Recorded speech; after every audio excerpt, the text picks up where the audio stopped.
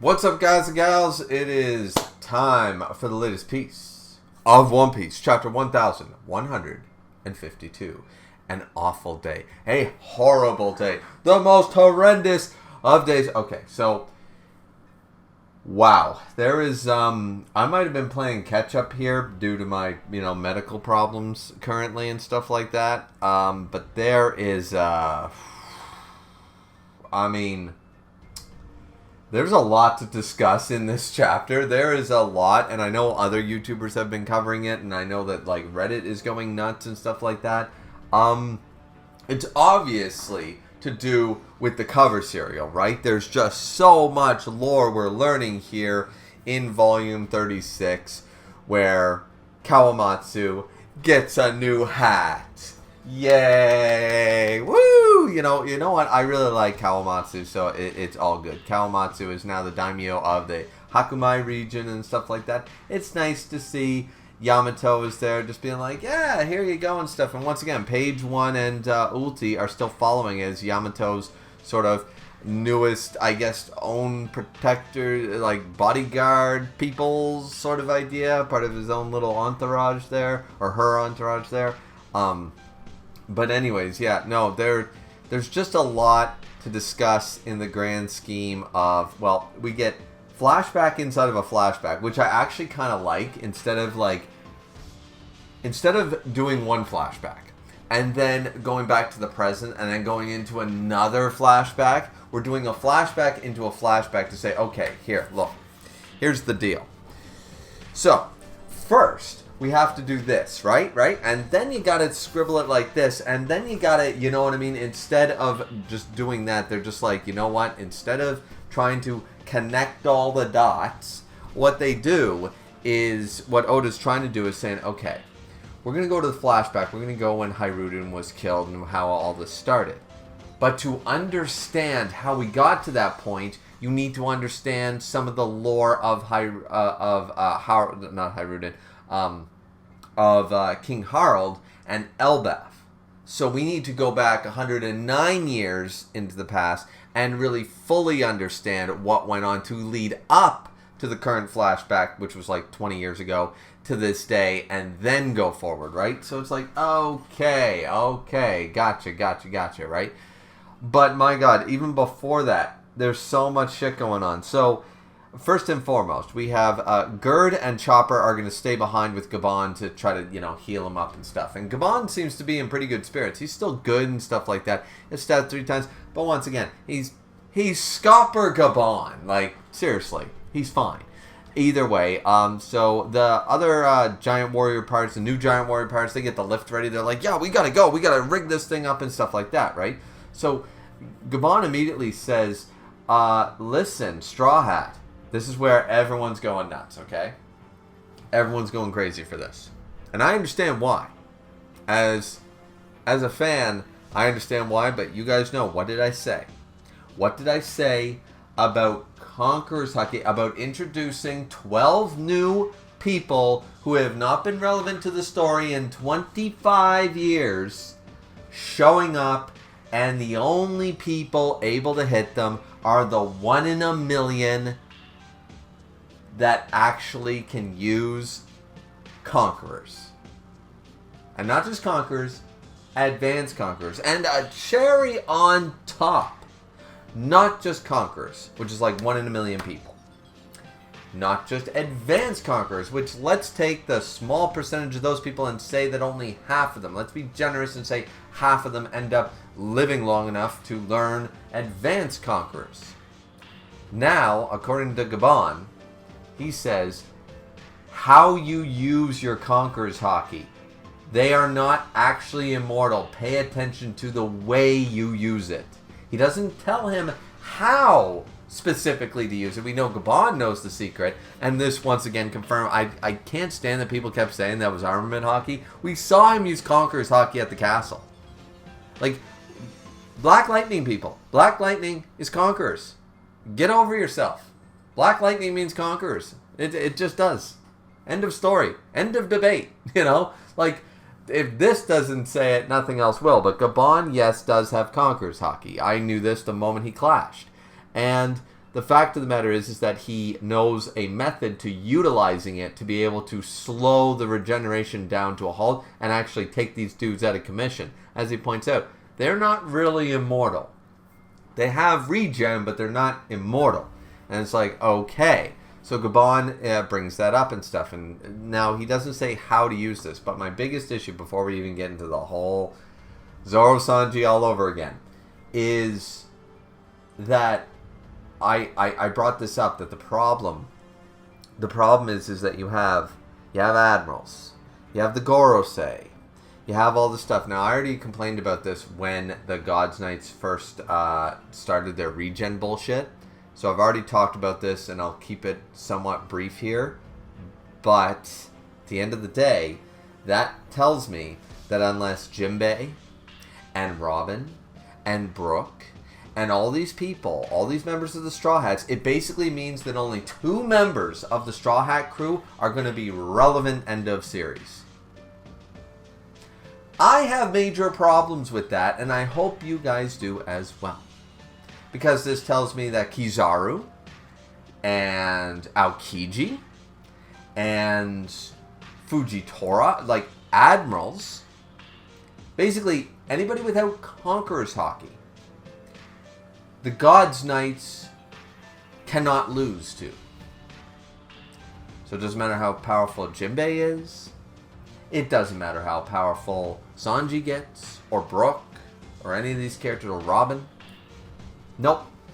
It doesn't matter how powerful the giants of Elbaf are.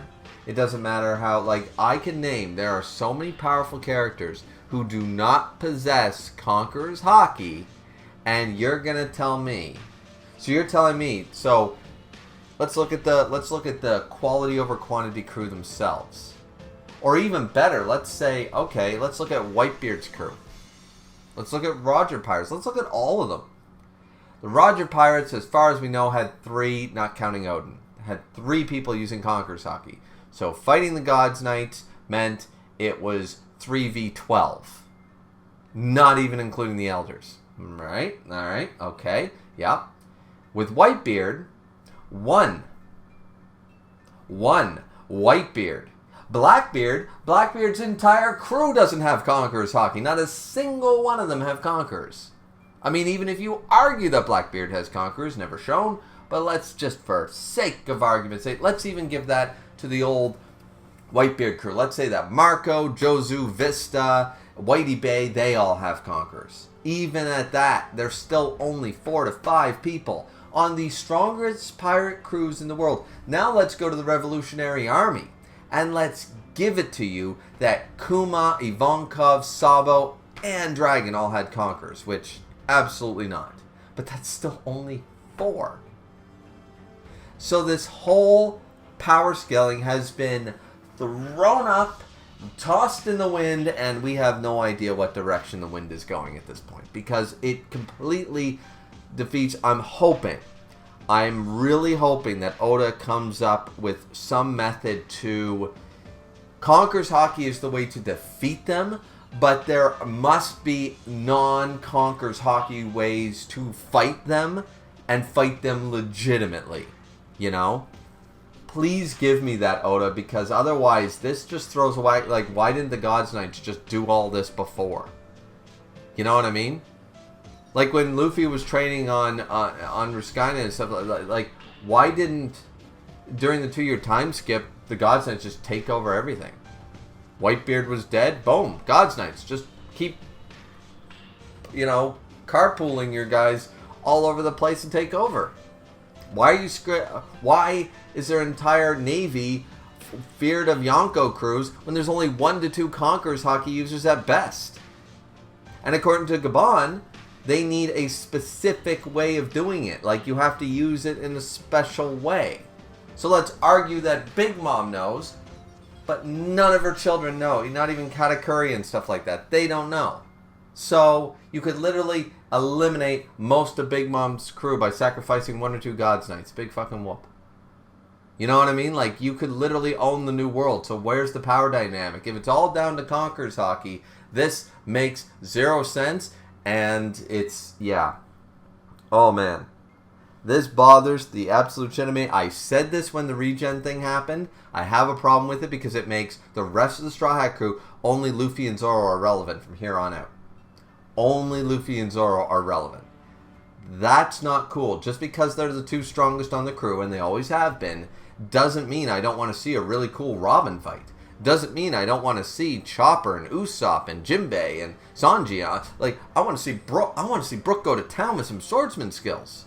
You know, this is absolutely ridiculous. This makes zero sense, and I really don't like this. So I'm hoping there is more than one way to counteract these guys, and Conqueror's Haki is the way to put them down, quote unquote, for good, but not the only method to fighting them.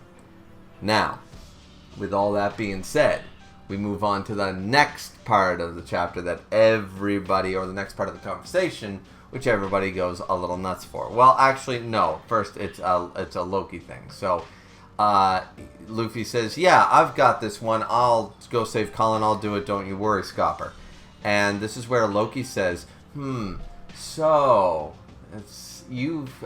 with these small words, and we as readers are still, and I haven't seen a single good theory on it, everyone's saying, oh, I don't understand what he meant, and why didn't Luffy say, well, what do you mean? How do I use my conquerors? And even Loki seems to realize after, and I assume this is just from him getting stabbed a few times by Gunko and stuff like that. He's like, that's right. I wasn't able to use my own power properly at that point. However, in that case, I'm experienced. The Holy Knights can be stopped. The God's Knights can be stopped. Uncuff me, Hiruden. Bring me up with you, and I'll help you. Now, Hiruden is like, you are not fighting for Elbaf. I'm not taking you anywhere. There is no way that, that any of that can go down. That conversation is going to continue, and here's the panel that everyone's going nuts for. So, though I'm very unhappy with the God's Knights, the only one who can fight God's Knights are Conqueror's Haki users. That's very limiting. That creates a huge problem, considering also the Elders now, that means only the Elders can be fought with Conqueror's Haki users. It basically takes the entire main cast of Straw Hats and limits it to the Luffy and Zoro show all over again, which Luffy and Zoro I love, but I also love a lot of all the other Straw Hats, and I want to see them do well as well without, bullshit Deus Ex Machina. You know what I mean? I don't want, you can share your Conqueror's Haki, or share your Nika powers, or I don't want any of that bullshit. That feels so cheap, and I don't want to see it. I don't want it. So I'm sitting here like, yeah, I don't know how they're going to pull this off. But either way, we jump to the big crux of the chapter that everyone's talking about. It's the fact that Gabon says, it seems there is one more on your crew with Conqueror's Haki. And Sanji immediately, and once again, Sanji fans, I'm sorry, you're eating an empty bowl. You're eating a really empty bowl today, boys. And if you look over at the Zoro bowl, it's been filled with double the food, as it were. Because, yeah, this is very much, no, Sanji, you're not as important as the first mate. It's unfortunate. I like Zoro better than Sanji. Never made that a secret. But I do think that this is just this is the twisting of the knife, as it were, sort of idea. And he sits there and he's like, oh, so somebody else. And Sanji, who? Is it me, Gabon? Yeah, I had a feeling. I mean, Jinbei and Ma said there, no, it couldn't be them. It's gotta be me. And Gabon immediately overtalks and says, you there, swordsman, you seem very at ease with it. And he says, and Zoro immediately says, and this, I really like this exchange. Zoro goes, wait, you talking about me? I can use Conqueror's Haki? And Luffy remarks, what, you didn't know? It's been flowing out of you this whole time. We're going to get into that in a second. But this is where Gabon actually berates Zoro for this and says, wait a minute. Haki is a power that's only useful when you are consciously and, maintaining, controlling, and mastering it. Focusing yourself. How do you expect to support your captain, one of the Yonko, without doing that? What is your deal? You've had Conqueror's Haki and you haven't even been training it. You haven't been focusing it. How are you supposed to help your Yonko if you are just you're not even aware of your own abilities and stuff? And Zoro's like, oh, shit, sorry about that, old man. You know what I mean? I guess you're right. Now, two things. First and foremost, the Zoro glazing, as people will call it, you know what? I'm good with it. Because once again, I'm sick and tired. At the end of the day, I love Jinbei. I love Robin. I love Brooke. I love a lot of these characters. But let's stop with the whole idea that Sanji has ever been on Zoro's level. I'm sick and tired of that rhetoric. It goes Luffy, it goes Zoro, and it goes Jinbei or Sanji. I don't care who's third and fourth. Fact of the matter is, Zoro has never been weaker than Sanji, and Sanji has never been stronger than Zoro. Zoro, at his maximum, has always been the second strongest of the Straw Hat crew. In fact, for most of pre-time skip, I would argue Zoro was on Luffy's level. That gap only widened after the time skip. That's all that happened. And I would argue up until he started using his new Gear 4th and stuff like that, you could make the argument that Zoro was comparable even back then. So the fact of the matter is that Sanji was never comparable to Luffy. And as a result, never comparable to Zoro in the first place? Just gonna point that out as cool. I like Sanji, and I think he's cool. Once again, this isn't Zoro glazing. This is just Oda once again saying, here's the pecking order. If you don't like the pecking order, that's too bad. But being the strongest doesn't necessarily mean they have to be your favorite characters. But once again, this is just the way the world wants. You know, the first mate. Ben Beckman is stronger than Yasopp and Lucky Roo. Still think Lucky Roo's awesome. You know what I mean? Like, it's not a bad thing. If you like Queen better than King, doesn't mean that Queen is stronger than King. It just means that, like, Queen's a cooler character. Alright, cool. Right? Like, so the more people that understand that fact, the better off we will be. But of course, the power scaling community has kind of got some brain cell issues.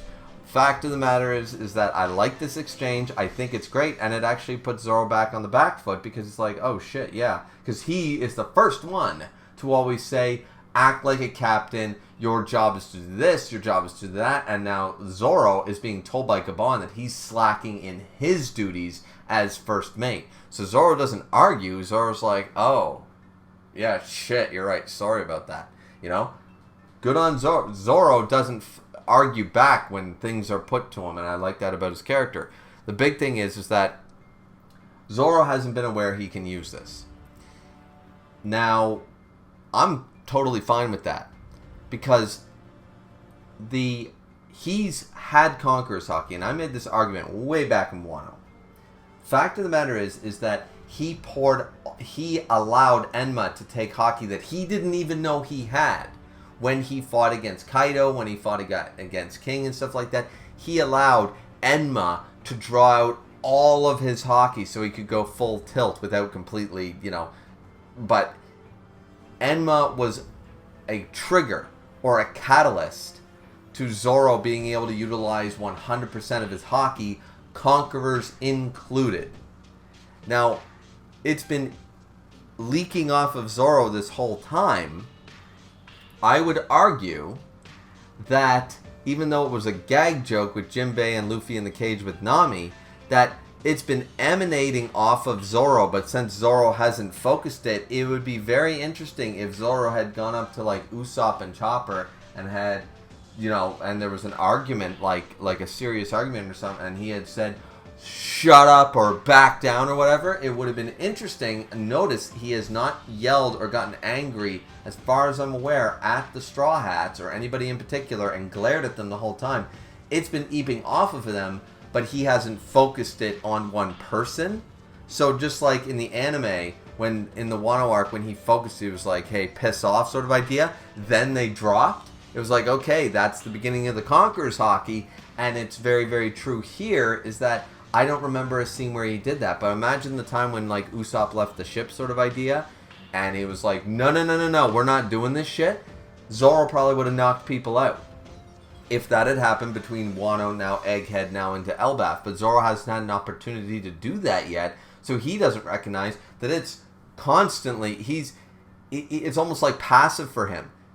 So he hasn't been focusing in, and it's been emanating off of him this whole time. Sort of like Goku and Gohan after they got into the hyperbolic time chamber. And there was a funny, I think it was anime only, there was a funny joke where he's like, oh, like, because they were in Super Saiyan mode the whole time, and Gohan kept cracking glasses because he couldn't figure out how to control his energy when picking them up. Goku said, oh, you just gotta focus like this, crack. Oh, shit, right? So, and Chi-Chi got mad at them. Same idea. Zoro has been emanating Conqueror's Haki this whole time, so he's been drained, not like drained completely, but he's been like emanating. He's never been tank full because he's pushing off this Conqueror's aura that he doesn't even recognize that he has, and now Gabon's berating him for it, and it's like, okay, so you need to learn how to focus that shit, recognize you have it, and goddamn focus it. So now Zoro's Enma was already the trigger or the catalyst to being able to use advanced Conquerors without Zoro's knowledge,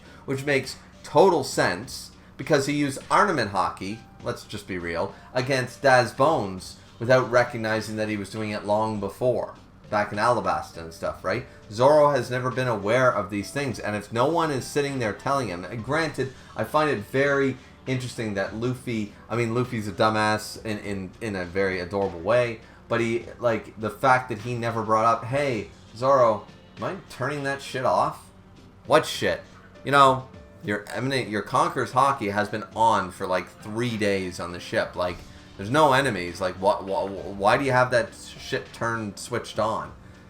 What Conqueror's Haki? What the fuck you talking about, Luffy? And then it'd be like, you have Conquerors. Didn't you use that in Wano? Didn't you use that in Egghead? What the fuck's going on with you, man? You know, and like the fact that they never had a conversation, or Robin or Jinbei, somebody with more intelligence, didn't recognize it. And hey, Zoro, you mind? It's getting kind of uncomfortable. You know, your aura is just constant.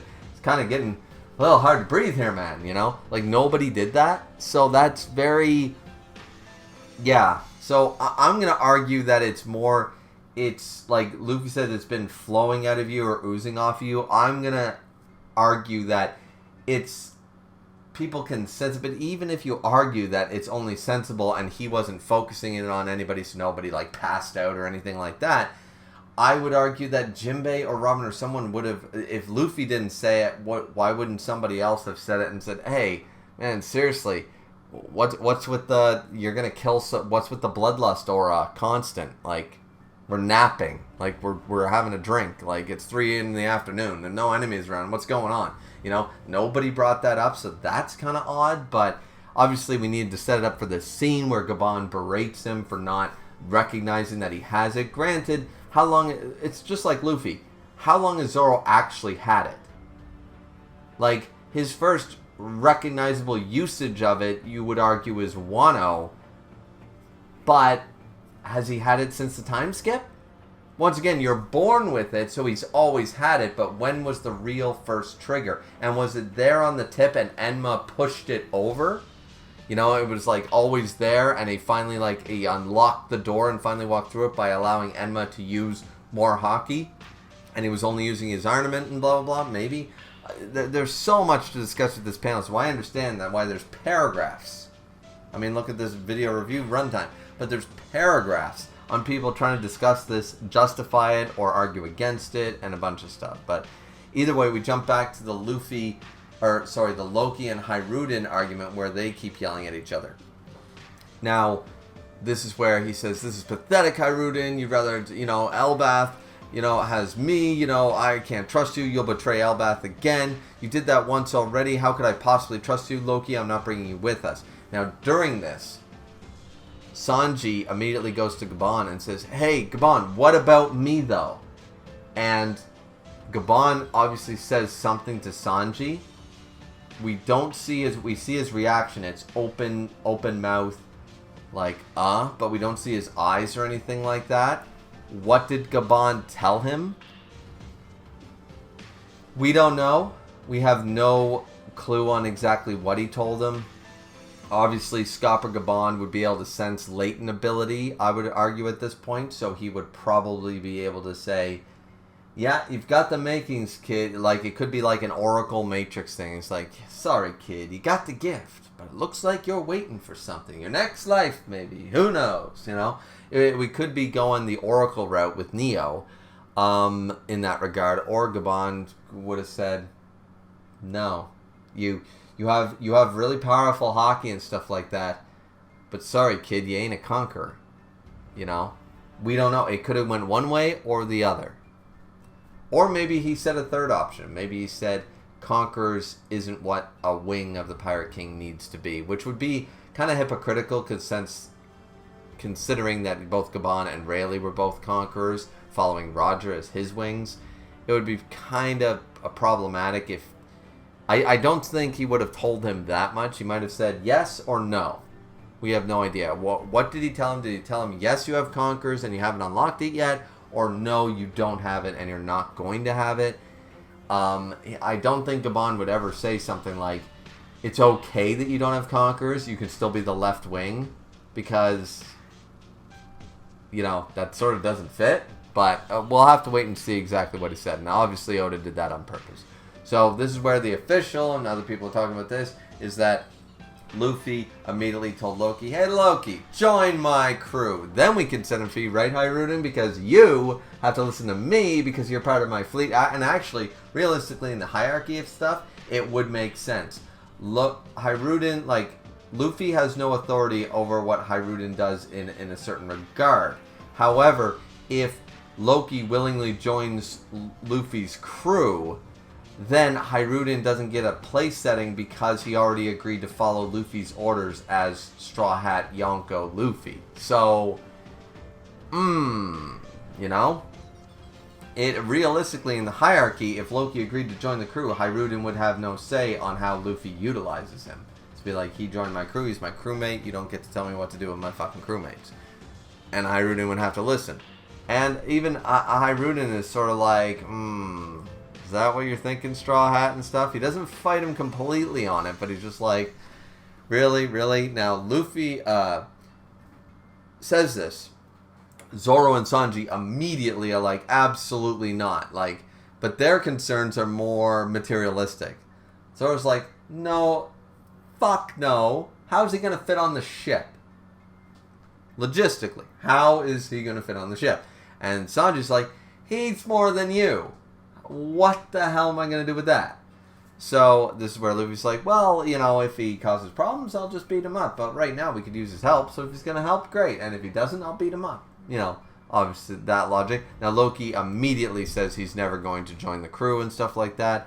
And it's just like, oh, well, I guess that's happening. So Gabon, however, says to Hiruden and stuff like, they're like, hey, the new giant warrior pirates, listen, we got the lift, let's go up and stuff like that. And Hiruden says like, oh, listen, Luffy, I'm sorry, he didn't join your crew, but you can't have him anyways because we gotta lock him up, blah, blah, blah, blah. Gabon immediately says, Hiruden, let him go. And he's like, wait, what? It's like, are you crazy? Like, he killed over 100 soldiers in the castle 14 years ago. He gave Chief Jarl the wound in his head, and he slaughtered our father. His crimes are too monstrous for us to let him go. Gabon explains, but that day it happened, there was an extremely abnormal hockey coming from the castle. So once again, God's Knights were involved. Emu was involved in some way. And he recognizes this. He goes, Shanks and I headed for the castle together. We didn't see everything that happened, however. So now it's one of this whole, you see, it's one of those, the beginning of the movie, you see the guy with the gun, fire the bullet and kill the guy, you know what I mean? And then all of a sudden it's like, that's what you saw, but here's what actually happened. And you spend 2 hours being like, yeah, this guy definitely killed him. I saw it happen. But then it all gets reversed, you know what I mean? Those really clever movies. Gabon is basically saying that that's what's going on here. It's like, yeah, it was in front of our faces what happened, but I'm not really fully convinced anymore because some stuff just never fully added up. At the time, it made sense and it all worked out. But something's been bugging me all these years, you know what I mean? So he says, and then Luffy, of course, goes off on the whole Shanks thing. He's like, wait, this was about Shanks? Okay, well, I'm sticking behind. And he's like, you know, and Hiruden says, like, well, I'm going to stay here, Stanson. You take everybody else up and stuff. We'll be along in a minute after we hear what Gabon has to say. Luffy immediately, because of Shanks, hears this and immediately says, yeah, we'll catch up with you soon. Don't worry about it. I'm going to stay here and listen. Zoro immediately like, not this Shanks shit again. And Luffy gets mad and says, don't call Shanks, a fool and stuff like that. So I'm just like, he's telling you a fool, Luffy, you idiot. And I'm going to admit right here, right now, absolutely correct. Robin, Jim, everybody's in trouble. Children are being threatened. We don't have time for story time. Luffy, we can hear this story later. It's just about Shanks. Get the fuck up there. And because what is his job? What did he always say? Back in East Blue and stuff, he's like, I can't cook. I can't wield swords. I can't navigate. I can't, I'm not a marksman. But what I can do is kick your ass and protect my crew. Well, guess what, Luffy? Your fucking crew's in danger. I know you look up to Shanks. I know he's a hero. He's a hero of the whole One Piece community. We've been looking up to that guy for 25 fucking years, too. But the fact that, in fact, we've been looking up to him now longer than Luffy's been alive. Yeah, longer than Luffy's been alive. So there you go. Luffy, there are Shanks fans who have been Shanks fans longer than you've been alive. But this is no excuse. This is very, unfortunately, this is feeling very out of character just to make sure that we see the flashback and to push it along. But Zoro and Sanji should have dragged Luffy up there and be like, this, I don't like this at all. I really don't, because Luffy should not be there for story time. It's like, our crew is in danger. Kids are being slaughtered and kidnapped and walking the plank. The tree's on fire. Get the fuck up there and do something, Luffy. You know? We can hear about Shanks later, you fucking red hair obsessed motherfucker, you know? So I get people, like, I saw that complaint all over Reddit. His anger towards Shanks. I saw a lot of people arguing his whole flipping out every time somebody badmouths Shanks is totally against everything he did in Jaya and everything he learned from Shanks, so it's very hypocritical. I'm hearing Tekking's video said the same thing. A lot of this shit, and I'm just like, yeah, I agree with that. Like, this is a really huge chapter. A lot going on. Tons of moving parts. There's some greatness happening, but there's some real inconsistent shit, you know what I mean? For the sake of a narrative. So, this is where, anyways, following up on that, Loki is the one to tell the story. Harunin says you got 3 minutes to explain, then we're getting the fuck out of here and stuff. So you tell us what happened on that day 14 years ago. You know, you speak the damn truth and stuff like that. Now, Loki remarks that you want me to relive that day? That's really cruel of you to ask, brother, because that was such an awful day. And this is where we finally jump into the flashback. Gabon's not the one to tell it. It's Loki to say that they returned to the castle. Apparently, like, Loki's there. He's chilling. There's Jarl. He doesn't have the sword in his head yet. It's like, we're summoned, blah, blah, blah. And this is where everything was turning towards a non-warrior race and stuff like that. Loki's unhappy about it. And he's also unhappy about, these were the ones that killed rocks and stuff like that. Like, I'm not buying that. I'm not into that and stuff like that. Like, working to war with the government and stuff like that. Like, I'm totally against this. We should be raising warriors. Jarl's more like, no, it's good to have a more peaceful island and stuff like that. So, two sides of a political spectrum. Loki ends up smashing the doors, and he's like, yo, Pop, I'm home. And we see Harald and Jarl and Loki are completely beside themselves as all of these soldiers, these giants, are stabbing Harald. He's stabbed through multiple times with these big bicentos, with these big staff weapons, and just completely, stabbed and skewered all over the place. And it appears like we see him. He doesn't have, he's got this, silhouetted, so it's hard to know what exactly is going on. We're going to assume that either the guards or Harald or both are being taken over by the Emu, Abyss, Demon symbols and shit like that. But they're both completely shocked to their core. We jump over to the Gabon's house, actually, where Shanks happens to be. This also brings up a few things. A, the arm that he lost did have a tattoo on it. Probably the symbol of the Abyss. Yeah. Okay, so Shanks did have it, and this is once again confirming that he did go to marry Joa and ended up leaving shortly thereafter. But Shanks did actually return to the Holy Land years later and stuff like that, and it was like, no, it wasn't a great time. But it sounds like this was after the Roger Pirates were disbanded. That's when Shanks decided to visit Mary Joa. He was accepted, obviously, but then he decided to leave, and obviously, for whatever reason, I don't know if it was a willing, like, no, you can't go back down, or you'll be condemned like the Doflamingo family, or whatever happened. Either way, he still has the mark of the abyss on his arm, or at the very least, it might just be a red herring because the tattoo does look slightly different. So it looks more just like the Whitebeard tattoo without the mustache. You know what I mean? It's just a compass. It's just a compass tattoo. A lot of pirates compass. Whatever. Also, time dilation theory, almost confirmed here because he mentioned it's been it's been, Shanks, 3 or 4 years since you and I had a bath. He goes, are you kidding? The captain died 10 years ago. And Gabon says, oh, really? Was it really that long ago? Well, it must have felt like an eternity for you. This entire panel basically says, because giants live 3 times as long, or their lifespans are 3 times, and yada, yada, yada. So, 3 times. 3 times 3 years would be 9 years. So, Gabon guesses roughly, oh, yeah, what's it been? 3 or 4 years? No, it was 10 years ago. Close to 9. Okay. You can do all the math and all the rigmarole. Fact of the matter is, there might be some time dilation. Louis Arnaud with the whole, hey, we, don't linger in Elbaf too long. People have been bringing up that the Elbaf Island sort of works like a hyperbolic time chamber for chapters and chapters now. This is definitely lending into, if that's not what's happening, Oda's definitely leaning into that red herring at the very least, along with Shanks' tattoo and stuff like that. And it does make sense that Gabon would be like, well, it's been a few years. Oh, yeah, well, it must have felt like an eternity for you because he's been outside of Elbaf, and it's been 10 years, where to Gabon it's only felt like 3 years. But obviously Gabon is getting a lot older now because his hair is starting to go silver and stuff like that. It's starting to go gray. His beard and stuff is still black, but, that kind of idea. So Shanks brings up that he wanted to just enjoy a really happy pirate life with Buggy and stuff like that. So once again, believing that Buggy is still one of his good friends sort of idea. But he goes, yeah, but there's still so much that we do and stuff like that.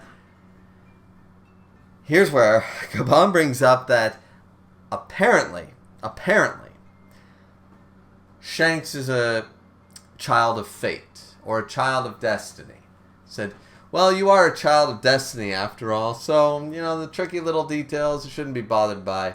Let's talk about funner things and stuff like that. But it's like, wait a minute. What? A child of destiny? Was it because he was on God Valley? Is it because he's a celestial dragon? Is it because he's part of the Figure Line family? Is it because of this, that? Like, what does he mean by he's a child of destiny or a child of fate? Obviously, he's Figureland D Shanks or something like that. He obviously has the D. We know Shanks must have the D. He's got D for days. D for days, D for days. And, it just completely sits... So, is he Harry fucking Potter? What does it mean by being a child of fate or a child of destiny? It's very much a chosen one trope. I don't think Oda's going that road completely with it. What does it mean to be a child? It's almost like a Will of D. So, a lot of people are working the Harry Potter chosen one angle. I'm working it as a child of destiny is another way of saying Will of D. Destiny, D. You following me here on this one? The Will of D is the Will of Destiny. And I'm not saying it's not some type of chosen one prophecy level stuff, but it expands across all the people who carry the will. The Will of D, the inherited will. Shanks might be one of those people. And he's got the D and stuff like that. So child of fate / child of destiny might just refer to somebody with the Will of D. And they're just using this terminology to sort of throw us off. That's my new theory. That's my theory going forward, because the whole chosen one thing, it's like, okay, so then why are we following Luffy? Shanks is the main character. Okay, then. You know what I mean? But, which I wouldn't be unhappy with, but still, you know what I mean? Now, this is where, Ripley's there, and they remark on, is the bath hot enough? And they're starting to talk about old times and stuff like that, and Gamon's like, don't you dare talk about all my womanizing days, I don't want to get my ass kicked sort of idea.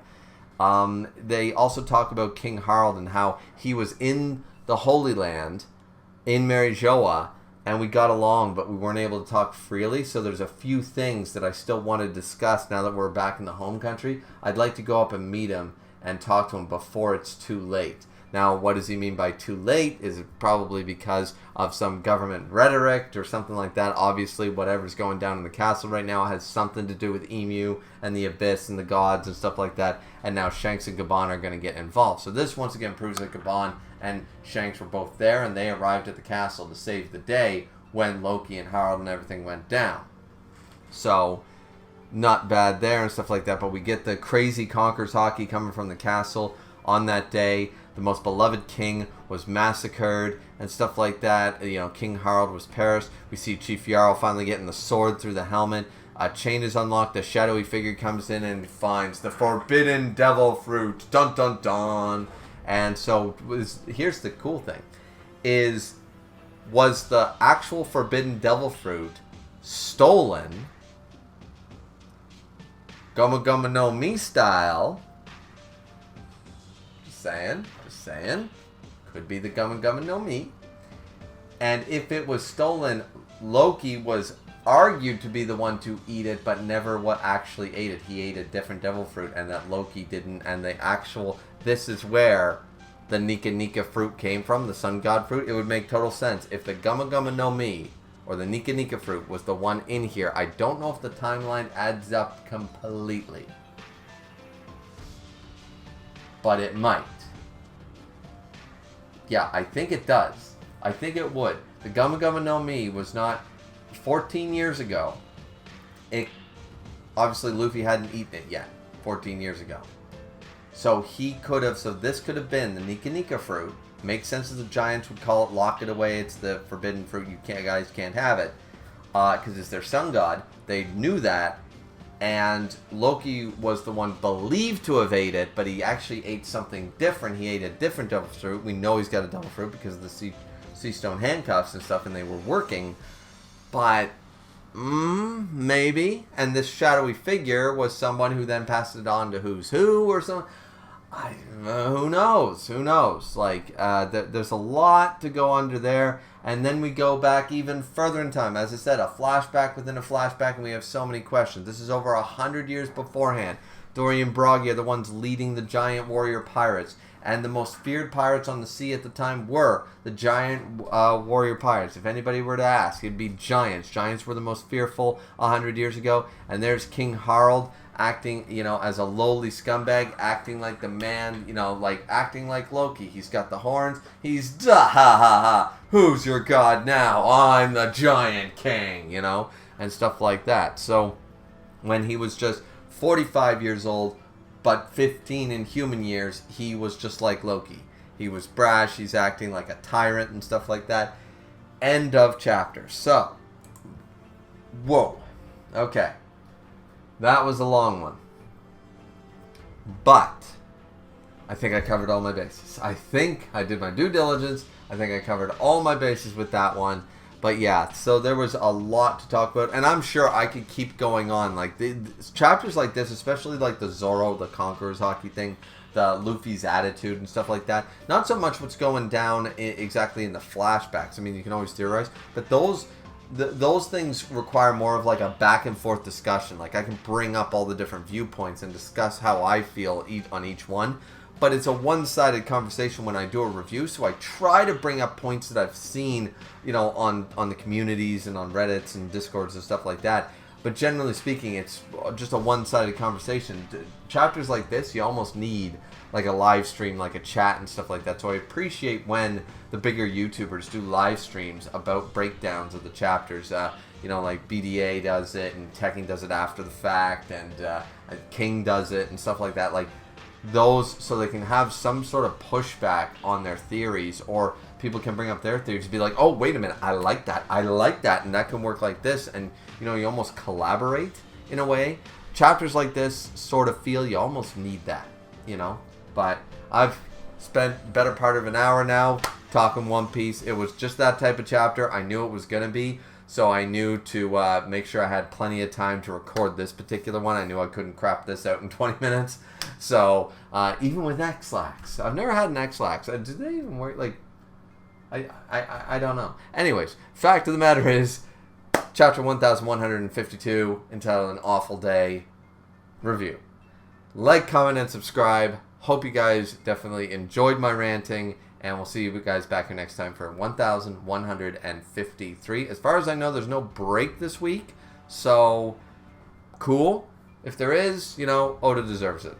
That's all I'm going to say, but for right now, hope you guys enjoyed. We'll see you back here next time. Peace out.